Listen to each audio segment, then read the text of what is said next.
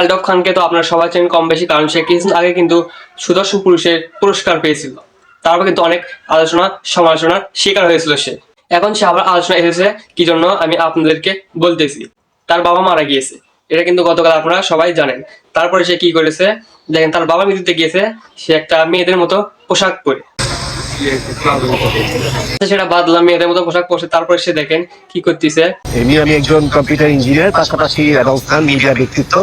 Makeup করে বাবার জানাজারে গিয়েছে, মেকআপ করে, মানে এটা মানুষ নাকি অন্য কি বলে আমি বুঝতে পারতেছি না। দেখেন বাবার মৃত্যুতে জানাজারে গিয়েছে মেকআপ করে, সি এগুলো কি মানে?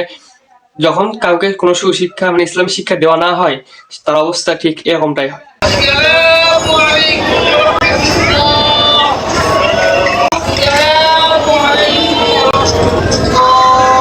তারপর দেখেন বাবা জানাজা করতেছে, জানাজার নামাজ কিভাবে পড়তে হয়, এইভাবে সালাম ফেরাবে, সে সালাম ফেরাতে পারতেছে না, মানে সে নামাজ থেকে কিছু জানেই না।